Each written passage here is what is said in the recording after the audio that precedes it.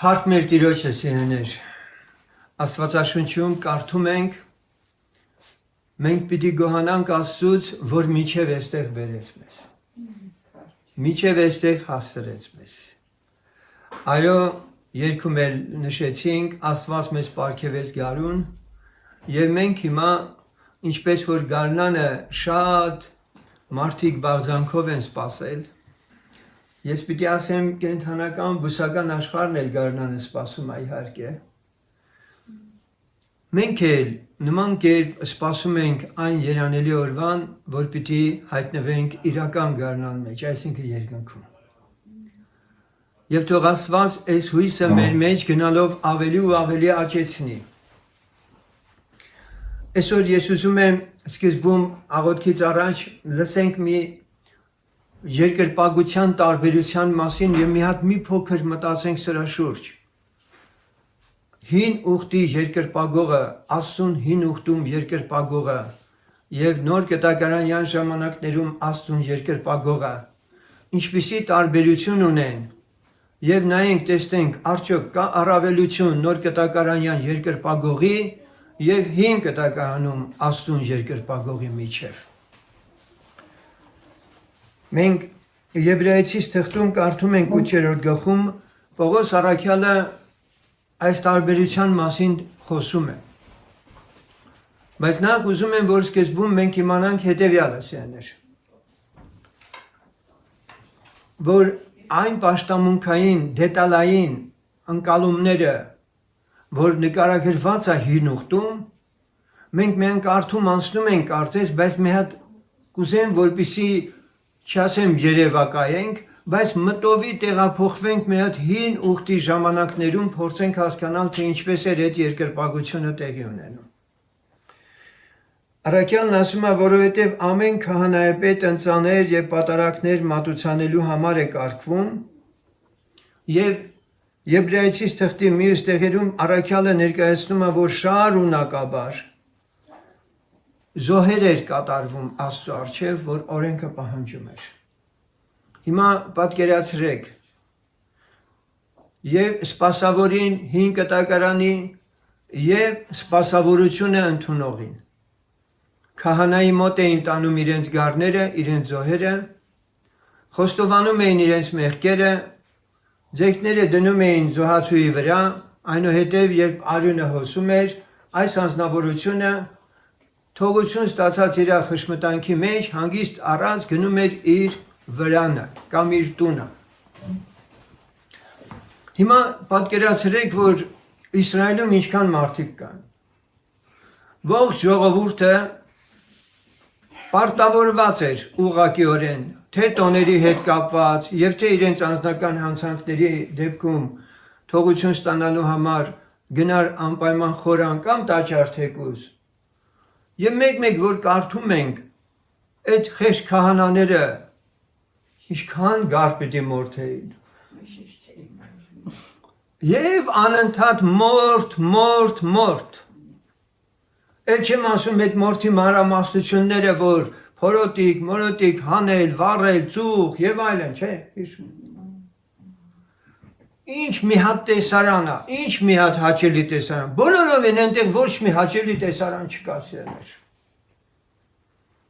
Էլ չեմ ասում, որ թագավորը Սողոմոնը 1000 զոհ արեց, այն մեկն այսքան 1000 զոհ արեց, այ մարդ, այդ ինչքան կարելի էր մորթել այդ կենդանիներին։ Անընդհատ քահանաները կարծես զբաղված էին մորթով։ Որի խորհուրդն ինչ էր։ Մեղքի ոչնչացում։ Սակայն միևնույն է մարդու ներսը մնում էր էլի հին ադամական այդ բնությունը։ Եվ անշուշտ այսպիսի անդադար ծառայությունները, որ կատարվում էր թե քահանաների կողմից եւ թե պաշտամունք մատուցողների կամ նրանց այցի գնացողների միջև, կարելի ասել, որ պարտադրված մի հատ օրենքի կատարում էր շարունակական, որը կենդանի Աստծո հետ այնուամենայնիվ մարդուն հարաբերության մեջ չէր տանում։ Պարզապես սա մի հատ ծես էր, կրոնական մի արարողություն կարծես։ Այս ամենով հանդերձ Աստված այնուամենայնիվ Իսրայել ժողովրդի մեջ ուներ մարգարեներ։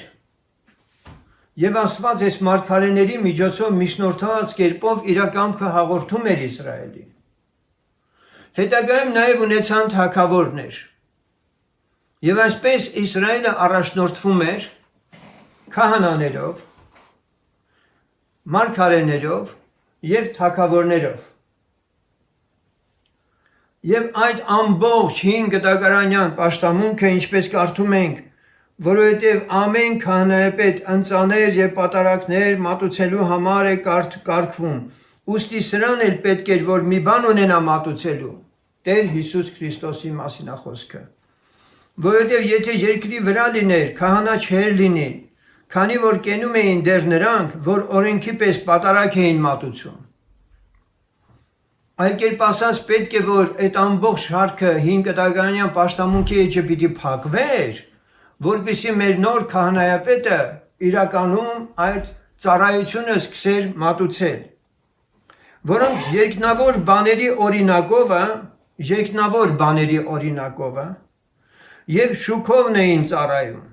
ինչպես հրաման եղավ Մովսեսին, որ խորանը շինելու էր, մտիկ տուր ասում է, որ ամեն բան անես այն օրինակի պես, որ ցույց տրվեցավ քեզ սարումը։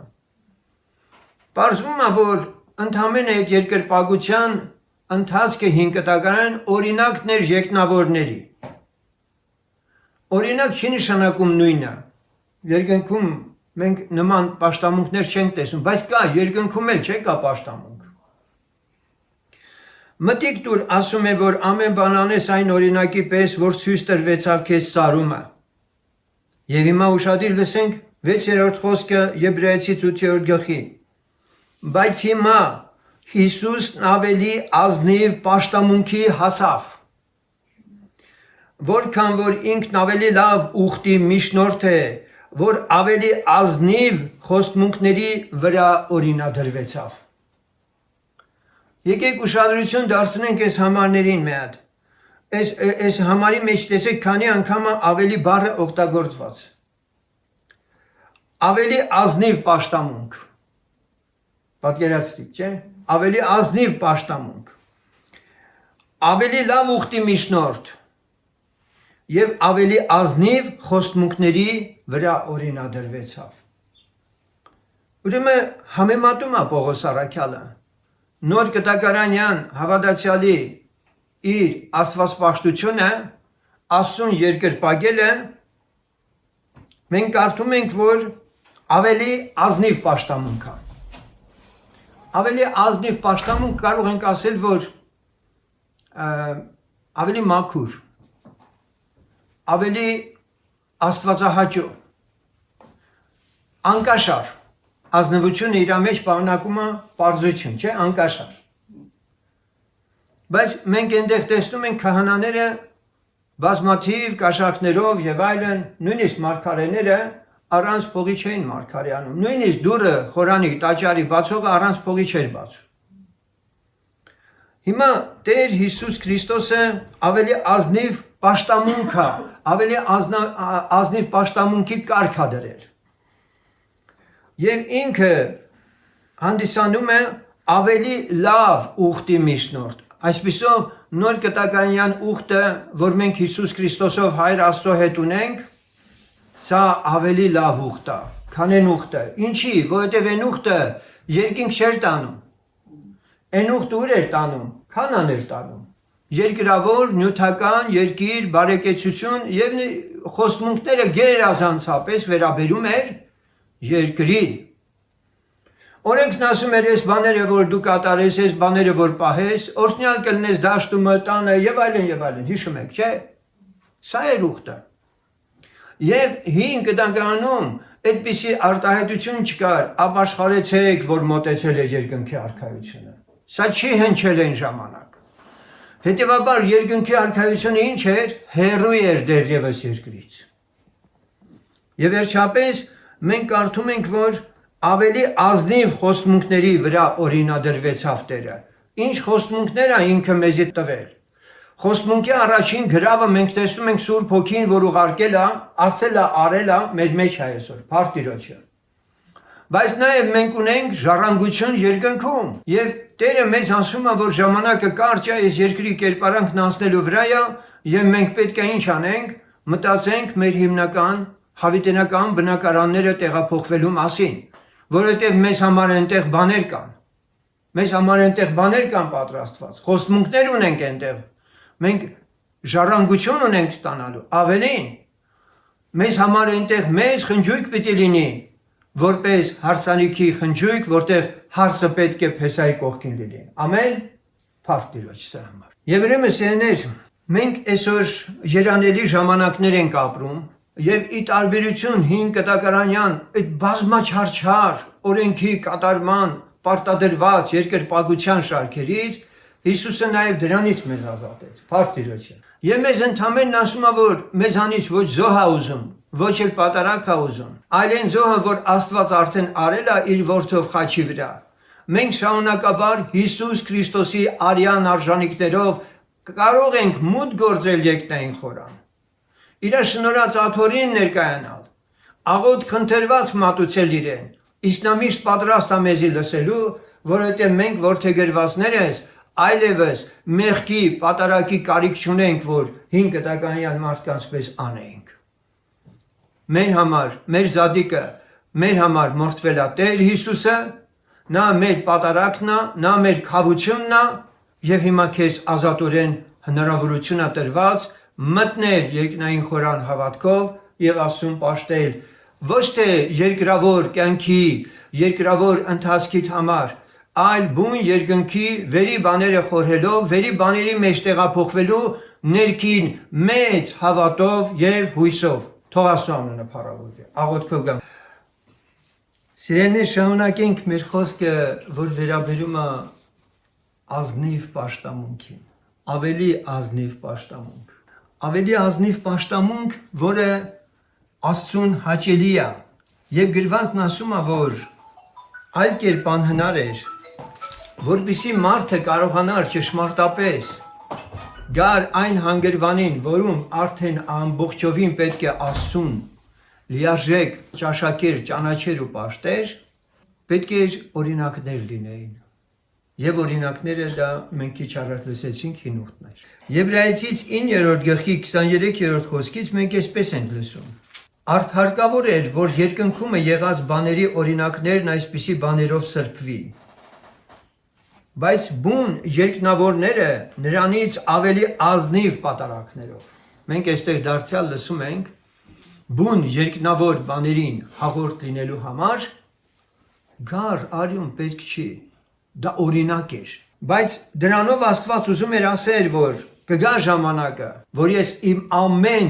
երկրպագողին կայցելեմ, ինձ հետ հաղորդ լինելու ցանկություն ունեցողը ինձ կգտնի, ոչ միայն մեր մարգարեները, քահանաները կամ թագավորները, հատուկ այն մարդիկ, որ հին կտականում կարդում ենք, այլ Աստված այսօր մի ժողովուրդ է արարել իր համար,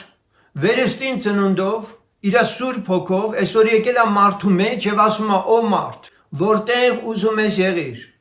Հիշում եք Սամարացի կնոջը, որ ասեց. «Կարևոր չի որտեղ ես դու, նրան կարող ես դու երկրպագել հոգով եւ ճշմարտությունով»։ Հոգով երկրպագությունը դա սա չի, որ դու շատ ես սիրում Աստծուն, պաշտում ես, բայց նրա հետ ոչ մի հաղորդակցություն չունես։ Հոգով հենց նշանակում է նրա հետ մեկացած։ Այո, հնարավոր է Աստծուն իրականում սուրբ հոգով վայելել, ճաշակել, խոսել, լսել նրան։ Այդ հնարավորությունը այսօր Աստված տվել է ողջ մարդկությանը, իր որդին աշխարհ ուղարկելով, նա արել է մի բան, որը երբեք ու երբեք կաթողիկոսների, արքեպիսկոպոսների, եպիսկոպոսների եւ հովիվների արտոնությունը չի, ոչ մարգարեների, ոչ քահանաների, այլ յուրաքանչյուր անձ, որը սրտանց ազնիվ երկրպագության է փափագում, Աստված պատրաստ է այդ անձի հետ հարաբերություն հաստատելու։ Հասկանում ենք սա մենք թե չէ։ Խնդիրը սա է, թե չէ գիտեք, մարդիկ այսօր Աստված ասելով, հավատալ ասելով, աղոթք ասելով կամ չգիտեմ իրանց երկրպագության ինչ որ դրսևորումներով, այնուամենայնիվ հնարավոր է կույր լինեն եւ չհասկանան Աստծո բուն նպատակը, որ ինչ է ինքը ուզում մարդուց։ Նա մարդու հետ շփվել է ուզում։ Նա մարդու հետ խոսել է ուզում։ Եվ այստեղ կարդում ենք, որ այն ամեն օրինակները, որ եղան, Բուն երկնավորները չէին դրանք, այլ երկնավորները ավելի ազնիվ պատարակներով են Աստծուն հաճեցնում։ Վասնզի ոչ թե ձեռագործ սրբատեղը մտավ Քրիստոսը, սրբատեղերը մտավ Քրիստոսը, որ ճշմարտի օրինակներն էին, այլ բուն իսկ երկնքի մեջ, որ հիմա Աստծո երեսի առաջին երևի մեզ համար։ Այս պահին մենք պաշտամունք ենք անում եւ Հիսուս Քրիստոսը մեր համար Հայր Աստծո առջև է կանգնած։ Ու սա շատ լավ է, փառտիրոջը։ Եվ նա ուշադիր է քո ամեն մի աստվածպաշտության դրսևորմանը։ Նա ուշադիր է քո սրտի ու խշմտանքի մեջ մեղքի գիտակցմանը եւ քո խոստովանությանը, որովհետեւ իմ ու քո համար միշտ կանգնած է հոր առաջ։ Միակ բարեխոսը մեր։ Ոչ թե որպեսի շատ անգամ իրանձը պատարակ մատուցանը, ինչպես քահանայապետը, որ ամեն տարի մտնում էր սրբության սրբությունը օտար արյունով։ Այո, քահանայապետը ամեն տարի մտնում էր սրբության սրբոց զոհի արյունով։ Դա իր արյունը չէր, չէ՞։ Ոչ մի քահանայապետ չէր կարող սրբության սրբոց մտնել իր արյունով։ Միայն մեր Տեր Հիսուս Քրիստոսն էր, որ իր արյունով մտել է սրբության սրբոց, բուն երկինքը, սրբատեղիները, ամեն ինչ սրբվել է, պատրաստվել է, որովհետև այդ արյան գործը նաև դա է արել, եւ դա է միայն հորը հաճելի եղել։ Միայն այդ զոհը, որ ասեց զոհի եւ ընծայի չհավանեցիր, ինձ համար մի մարմին պատրաստեցիր եւ ահա ասում եմ գալիս եմ քո կամքը կատարելու։ Եվ ներքևում մենք կարդում ենք, որ եւ ինչպես մարդկանց համար սահմանված է մեկ անգամ մեռնել եւ նրանից հետո դատաստան, նույնպես էլ Քրիստոսը մեկ անգամ պատարակվեցավ շատերի մեղքերը վերառնելու համար եւ երկրորդ անգամ առանց մեղքի կհայտնվի իրան սպասողներին փրկության համար։ Երկրորդ անգամ, երբ որ Տերը գա, մենք առանց մեղքի սպասողներս պիտի սպասենք, որ ինքը գա եւ մեզ տանի, հափշտակի։ Մեկ անգամ պատարակվեցավ շատերի մեղքերը վերառնելու համար, երկրորդ անգամ առանց մեղքի կհայտնվի, որովհետև Տեր Հիսուսը մեր համար մեղքեր չէ եղել, իրան սպասողներին փրկության համար։ Իրան սպասողներին փրկության համար։ Եվ քանի որ սիրելիներ, մենք այսօր խոսում ենք այդ մասին, որ մեր երկրպագությունը Աստծո աչքին ավելի ազնիվ երկրպագություն ու պաշտամունք է, ինչպես էլ լսեցինք, մենք պետք է գոհ լինենք, շնորհակալ լինենք մեր Աստծուց, որ այս ժամանակների մեջ ինքը մեզ իրան է ճանաչեցրել եւ վեր է առել մեզանից նախկինում մեր ընթացքի մեջ գնացած կուրությունը եւ մեզ տեսնել է տվել ճշմարիտ պաշտամունքը։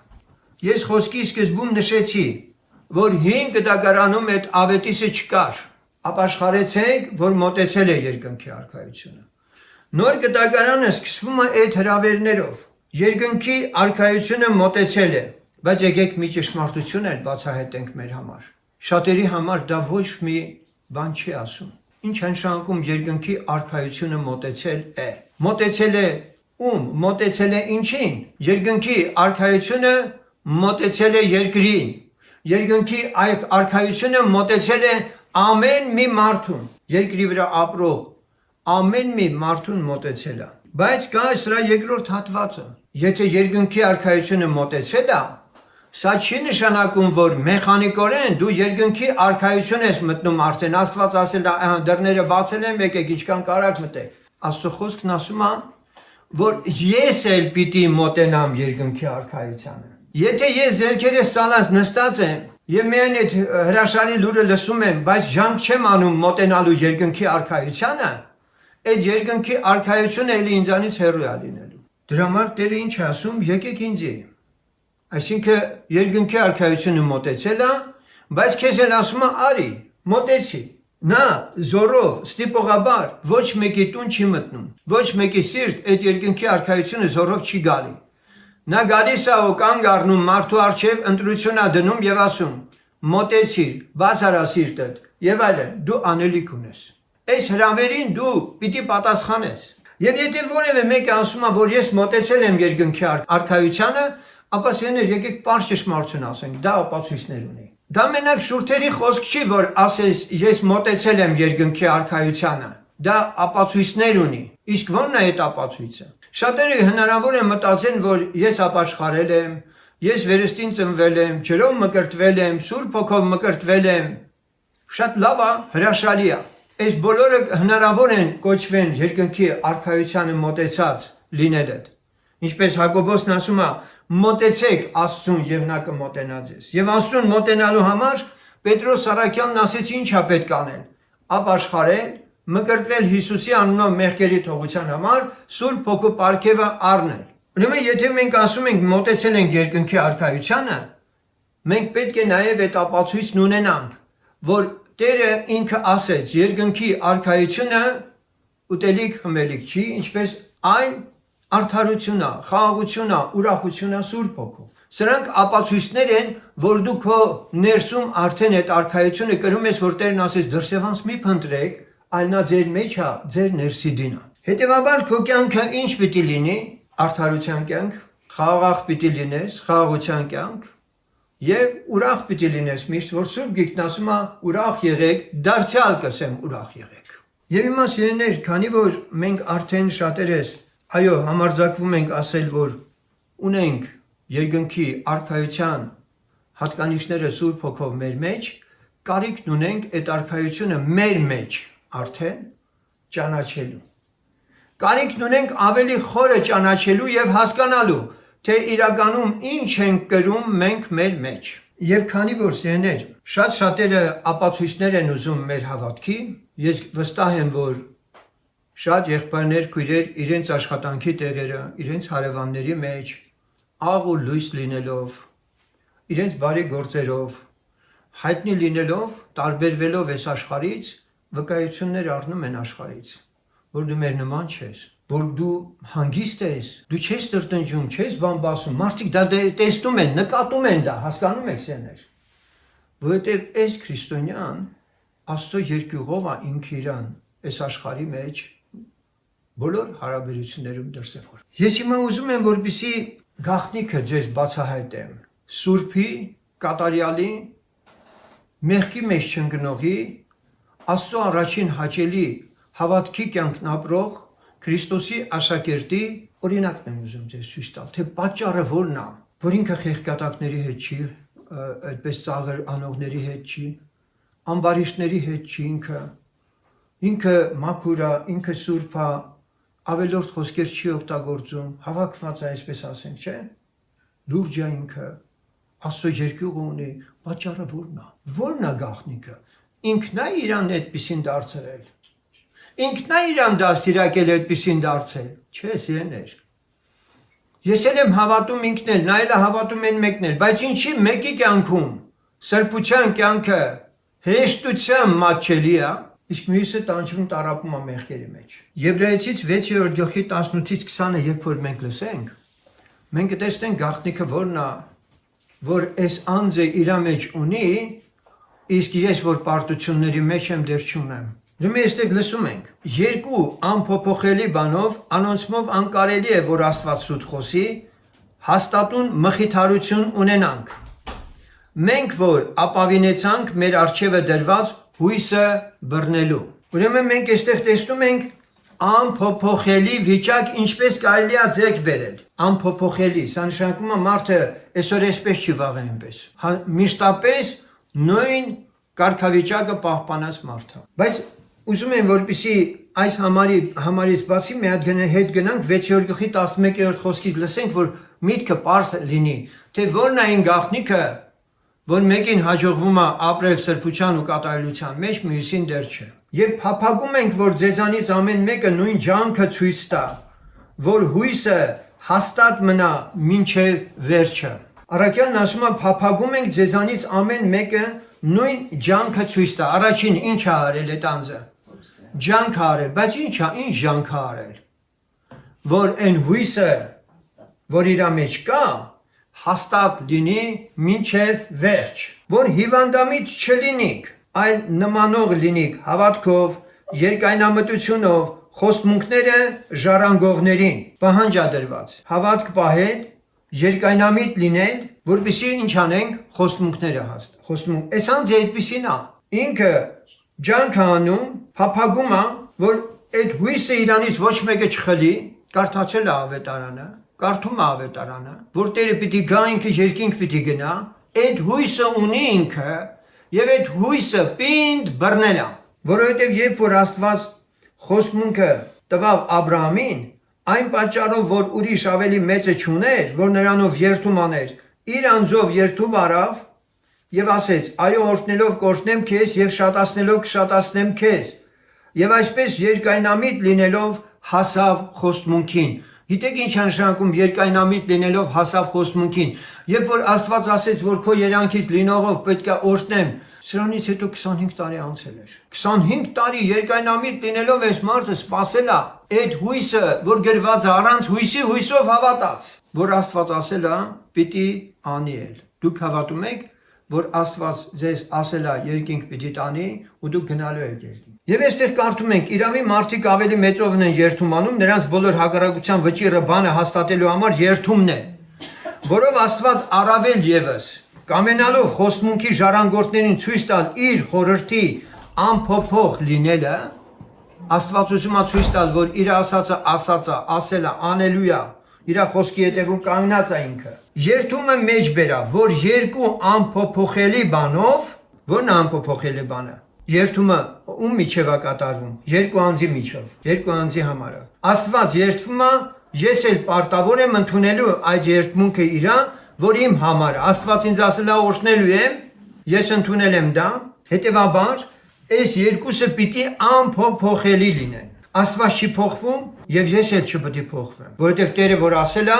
անելու է։ Ամեն։ Հիմա տեսեք շարունակությունը, մոտենում ենք այն համարին,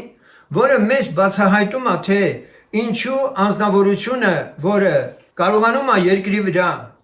ապրել աստվածահաճո կյանք, Իրանից չի խլվում այդ կյանքը, որ հաստատ եւ անշարժ խարիսխի պես ունենք մեր անձի համար,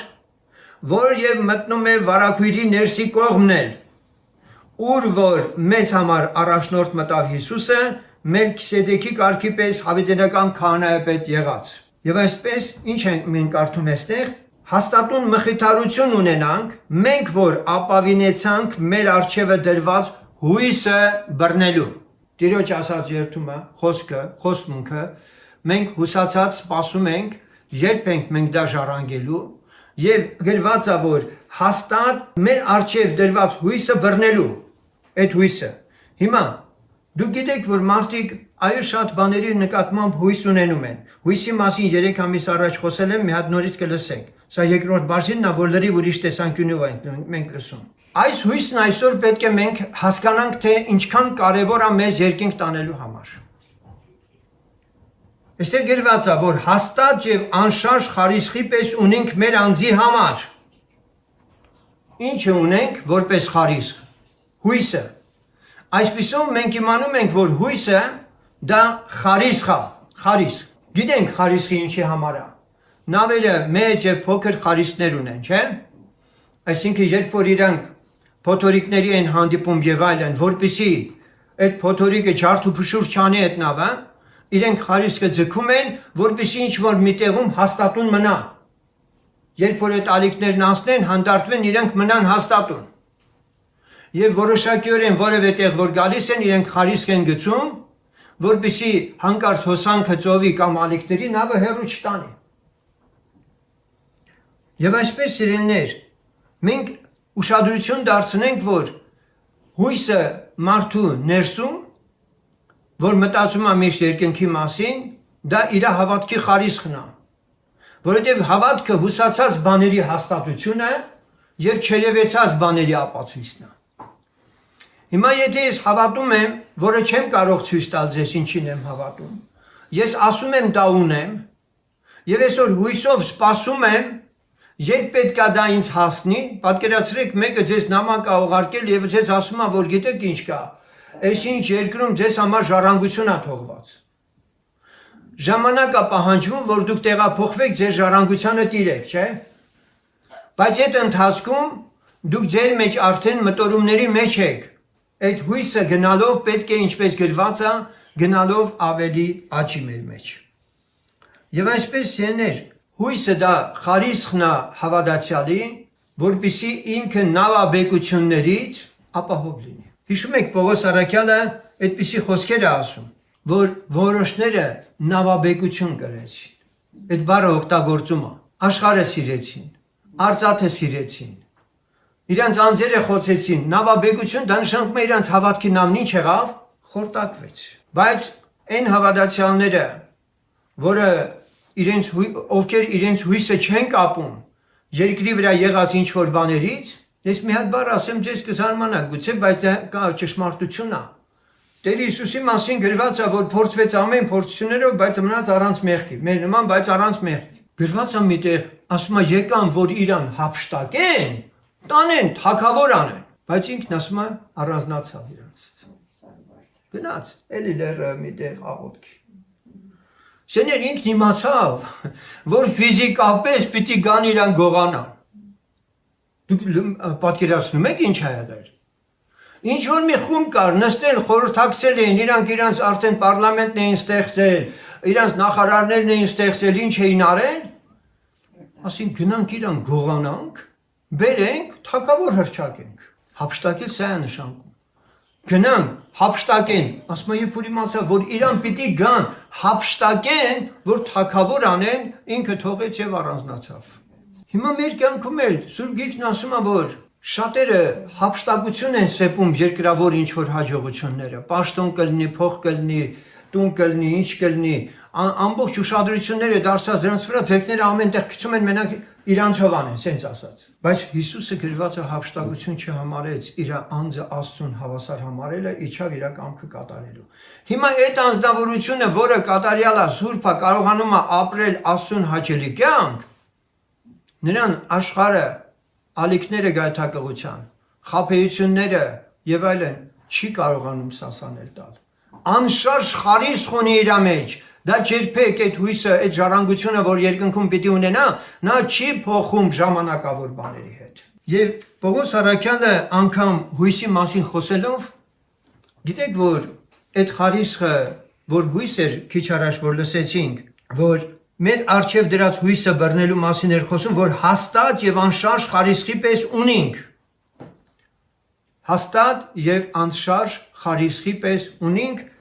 Առաքյալը Տիմոթեոսին ուղղված թղթում տեսեք ինչ ասում։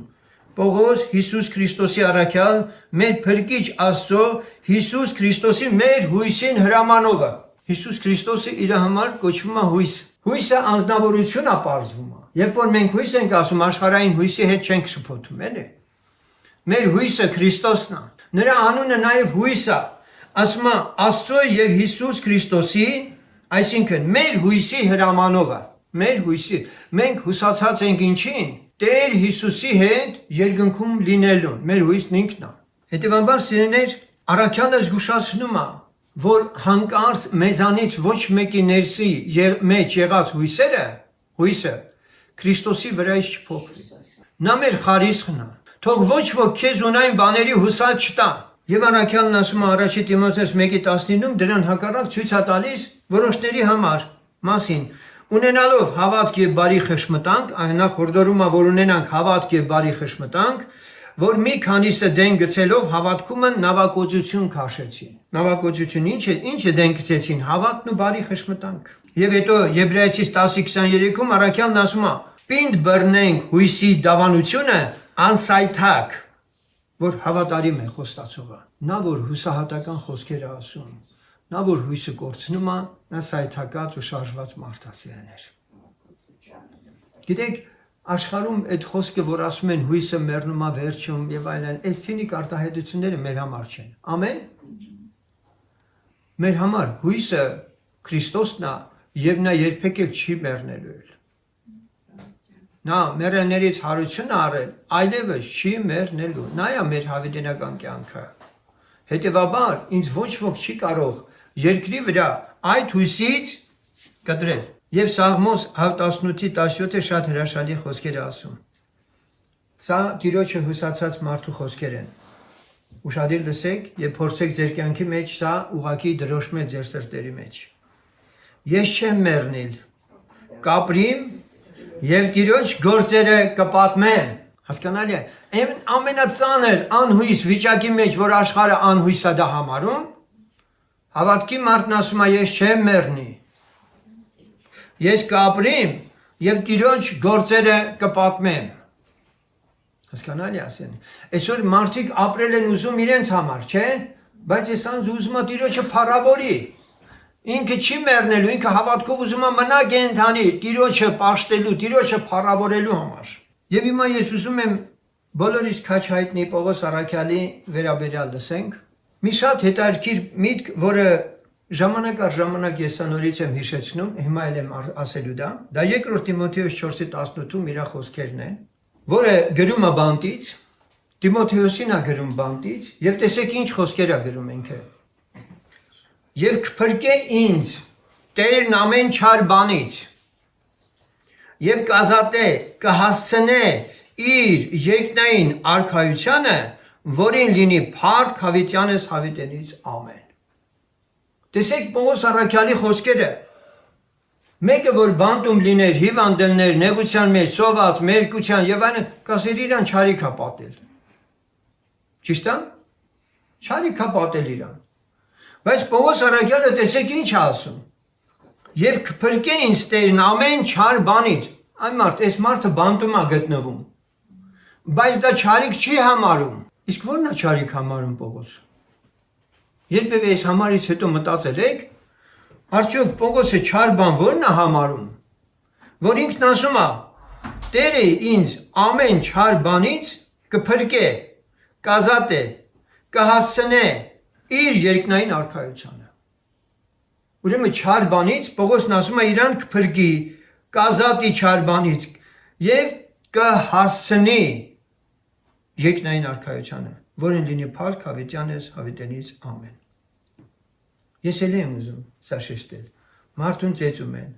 մարդուն բանտ են գցել, մարդը սոված է, մերկ է, ցուրտ է, հիվանդ է, չգիտեմ, ինչերով ասես չի պատվել, բայց երբեք սրանք ինքը չասեց, որ իրան չար բան է պատահել։ Եվ հիմա այդ բանտում ասում է ինձ չար բանի, այդ ինչից պիտի պահի քեզ Պողոս։ Ինչից պիտի պահի։ Նախ ասեմ ձեզ այս թվալկանցներս Պողոսը նորմալ է համարում։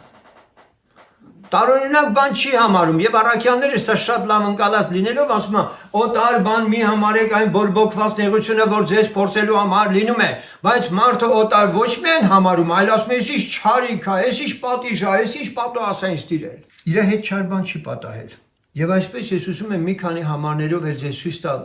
այն չարիքը այն չար բանը որը Պողոս Առաքյալը համարում է երբևէ մտածել եք սրա մասին Մտածել եք արդյոք, որ Պողոս Առաքյալը հնարավոր է Սուրբ գրքում իր թղթերից բացահայտի մեր համար, թե որն է այն չար բանը, որ իրան չի պատահում։ Անկեղծ ասած, որքան նայել եմ Սուրբ գրքում նոր գտականում, ես չեմ գտել նման բան։ Եթե դու գտել եք Սուրբ գրքում մի տեղ, որտեղ Պողոս Առաքյալը խոսի այն մասին, թե որն է այն չար բանը, որից զգուշանում է, վախենում է, չգիտեմ, իրան հնարավոր էր պատահել, բայց չպետք է պատահի այդ չար բանը, որն է դա, որ Պողոս անհավատությունը, Հիսուսին ուրանալը, նման արտահայտություններ դուք որտեղ եք կարդում, չկա այդպիսի բան, որ Պողոս Առաքյալը երբևէ վկայի իր մասին, որ ինչ որ մի բան չար է անվանում, եւ դա իրեն չի կարող պատահել, սրան ճիշտ հակառակ տեսնում ենք մի հատ ուրիշ վիճակ, եւ սա խնդրում եմ ուշադիր լսեք, Կարծում եմ ձեզ համար շատ օրհնաբեր կլինի։ Առաքյալն ուրիշ բանից է վախենում։ Առաքյալը ինքն իր անձի մեջ կոնֆլիկտ չունի։ Առաքյալը չի վախենում չար բանից։ Դրսից լինի, թե որտեղից լինի եւ այլն։ Բայց իր ուշադրությունը սա է, որ չար բանը կարա միայն այն լինի, որ գրված է Գաղատացիս 4:11-ում։ Վախենում եմ ձեզանից, որ միգուցե զուր տեղը աշխատեցի ձեր միջում։ Նա չար բան համարում է իր գործի վատ արդյունքը։ Իր գործի վատ արդյունքն է չար համարում, որ հանկարծ չլինի դա։ Ուրեմն այդ չար բանը իր անձից դուրս է, չէ՞։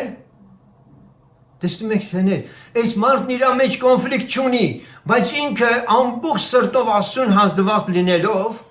այդ չարը իր կյանքից դուրս է տեսնում։ Փիլիպպեցիս 2:16-ը նույնպես խոսում է բաների մասին, որ Պողոսը ինչից է անհանգիստ։ Կյանքի խոսքը պահելով ինձ պարծանք լինելու համար Քրիստոսի օրումը, որ զուր տեղը չվազեցի եւ զուր չաշխատեցի։ Սա է չար բան համարում։ Իր կյանքում անհաջողությունը Պողոսը սա է համարում, բայց իր տառապանքը, նեղությունը, որ ասում է ով ինձ կբաժանի Քրիստոսի սիրուց, չի կարող ոչ մի բան բաժանի, բայց այ աշխատանքի համար իր դրա արդյունքի վերաբերյալ մտահոգ է։ Կողոսացից 2:18-ում կարդում ենք. ոչ ով չզրկե ձեզ մրցանակիցը ինքնակամ խոնարհությունով եւ հրեշտակների կրոնքով միջամուխ լինելով այն բաներին, որ չէ տեսած եւ զուր տեղը գոռոզացած է իր մարմնավոր մտքումը։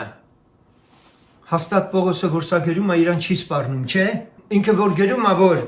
Տիմոթեոսին որ սպորտսմենը մրցած պարեզի մեջ է, որպեսզի եղծանելի պսակ առնի, մենք անեղծանելի հետևից են գնում, ինքը այդ մրցանակին նայելով, այդ հաղթությանը նայելով, ինքը շարժվում է առաջ եւ ասում է ինձ ոչ ոք չի կարա, այդ վասկից մեջ չի կարա մեկը դեմս կանգնի։ Չի կարա։ Երկրորդ, հրեշտակ իջնի ինձ ասի Պողոս, այս բանը սենց քարոզի, ես իրան շուտ կճանաչեմ։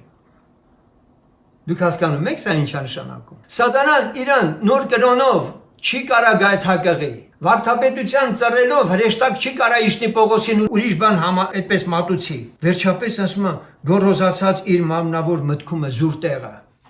Երբեք այս ամենը թույլ չի տվել Պողոսը, որ իր կյանքում արտահայտի։ Եվ գաղտնիքը կայանում է դարձյալ գիտեք ինչու՞մ։ Քիչ հետո կլսենք մենք։ Առաքյալը Առաջի Թեսաղոնիկեցի 3:5-ում նորից իր անհանգստության մասին է խոսում։ Սրա համար ես էլ այլևս չհամբերելով ուղարկեցի, որ ձեր հավատքը գիտենամ, որ միգուցե փորձիչը ձեզ փորձեց եւ մեր աշխատանքը զուր լինի։ Առաքյալն ուզում ասել, որ փորձիչը իրան էլ է փորձել, հաջողություն չի ունեցել, բայց նայեք, ձեզ էլ է փորձելու, չլինի փորձիչը փորձի ձեզ եւ իմ աշխատանքը զուր լինի։ Եվ այսպես մենք իմացանք, որ Պողոսը չար բան անվանում է այն, որ հնարավոր է դա տիրի այն ժողովրդին, որոնց ինքը ծառայում է։ Բայց իր համար անհանգիստ չի ինքը։ Ինչու՞։ Իր անձի հետ նա խնդիրը լուծել վերջացրել է։ Ինչպես է սա երևում։ Սա անչափ հետաքրքիր է Աստծո ծառայի կյանքում։ Նա, ինչպես ասացինք, ոչ մի խնդիր չունի ինքն իր հետ։ Պողոսը մեղք չունի խոստովանելու Տիրոջը։ Պողոսը Տիրոջը չի խնդրում ինչ-որ բանից, որ իրան ազատի։ Բայց մենք եկեք մի հատ քննենք մեր անձերը։ Ես քիչ առաջ ասեցի, հավատքի մարդը կոնֆլիկտներ չպետք է ունենա։ Հավատքի մարդը պատերազմ ունի եւ այդ պատերազմը անտեսանելի ուժերի դեմ է։ Բայց նա ոչ մեկի հետ կոնֆլիկտ չպետք է ունենա։ Նա իր հետ էլ չպետք է ունենա կոնֆլիկտ։ Մինչդեռ մենք դեռևս կոնֆլիկտների մեջ ենք հաճախ մեր անձերի հետ։ Նեղվել, չներել, գայթակղությունների տրվել, խաբվել, հպարտանալ, գոռոզանալ, վախենալ, հուսահատվել։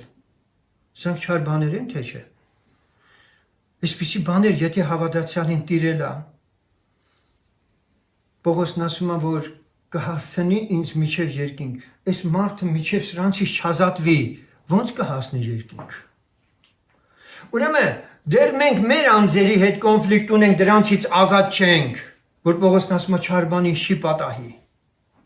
Եվ գաղտնիքը քիչ հետո կբացահայտենք, թե այդ ինչպես էր, որ Պողոսը սրանցից լրիվից ազատ էր։ Եվ դա մենակ ինքը պիտի այդպեսին լիներ, մենք չենք կարող այդպես լինենք։ Մեզ չի տրված այդ բաժինը, որ մենք էլ ասենք չար բան ինչ չի պատահի։ Եվ այն Սուրբը կատարյալը, որ անուշ բուրմունքն է Քրիստոսի հոտնա, որ այսօր երկրի վրա ինքը շրջում է, կատարյալը իրան չար բան չի հասնում, որովհետև բոլոր նրանք, ովքեր որ այս խոսքերը կարող են ասել, նրանք ընդհանրապես կարող են ապրել նույն կյանքը, ինչպես Պողոսն է ապրել։ Պողոսը մի անգամ թեթև վրիպում ունեցավ, հիշում եք որն էր դա։ Քահանայապետին ասեց ծեփած պատ ու մի անգամից ներողություն խնդրեց։ Ուրիշ տեղ չկա գրված, որ Պողոսը, հա մեկ էլ ասում է կներեք, որ ձեր վրա ես բեր չդառա, ձեր ունեցվածքը չկերա եւ այլն եւ այլն։ Բայց դա այդ խնդիրը չի։ Ուրեմն սեներ Պողոսը այնպիսի արթուն կյանք ապրեց երկրի վրա։ Եվ շատ լավ ինքը հասկանում էր, որ այդ կյանքը, որը ինքն ապրում է, հիմա ես մի անգամից դա ձեզ ներկայացնեմ այդ որն էր պատճառը, որ Պողոսը ինքն իրանից ազատված էր, Ուրեմն նա ուներ իր կյանքում կենթանի Քրիստոսի հոգու առաջնորդությունը։ Նա Քրիստոսի հետ կենթանի հաղորդ էր ամեն վայրկյան։ Սա ինչ է նշանակում։ Սա նշանակում է, որ նա իր եսի գաղափարը մոռացել էր։ Մոռացել էր, թե չէր մոռացել։ Նա իրան մոռացել էր, իր անձը մոռացել էր, որովհետև ինքը մի պարզ բան է ասում. ամեն բան կարող եմ ինձ զորացնող Քրիստոսով։ Կամ Աստծո շնորհքը, որ ինձանում է, ես նրա վրա ավելի շատ աշխատեցի, բայց ոչ թե ես, այլ Աստծո շնորհքը։ Տեսեք, առաքյալը խոսում է իր անձի մասին։ Հետո ես չեմ ապրում, այլ Քրիստոս։ Սա օդի մեջ գեղեցիկ խոսքեր չեն, սիրելիներ։ Այս մարդը, որ միշտ կենթանի Քրիստոսի հետ հաղորդակցություն ունի, նա կարա ասի, ինձ չար բան չի պատահի։ Որովհետև այդ առաջնորդը, երբ իրան խոսում է Պողոս այսպես պետք է անես, Պողոս այնպես հնազանդորեն անում է ինչ որ ասում է Աստված, բայց իր խելքից ոչինչ չի անում։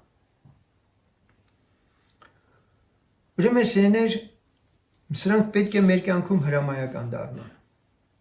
Տարբերությունը մենք հասկացանք արդեն այն կյանքի, որ Աստված մեզանից ակնկալում է, եւ այն, որ ես ունեմ հիմա։ Համաձայն ենք, որ մեր կյանքը փոխվի, սերներ։ Համաձայն ենք, որ իսկապես մենք էլ այդ խոսքերը կարողանանք ասել,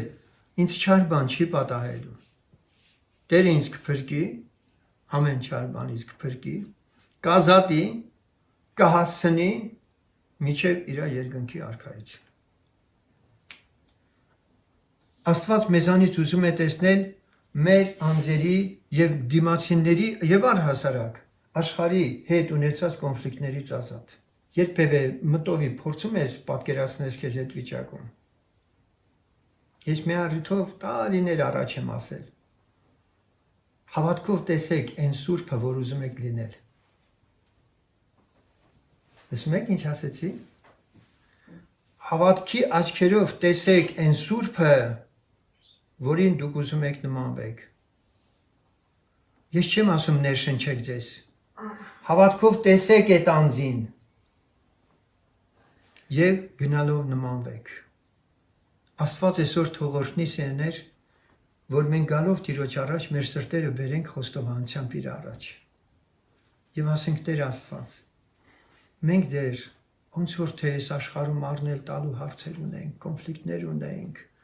չենք ներել, հպարտենք, էսենք, ենենք եւ այլն։ Չարիքը մեզ տիրելը խաբար չենք։ Ամեն օր մենք չարիքի մեջ ենք ընկնում, խաբար չենք Տեր։ Ողորմություն արա մեզի։ Մեզ սուրբ հոգովդ լցրու, քեզ հետ կենթանի հաղորդակցություն ունենանք,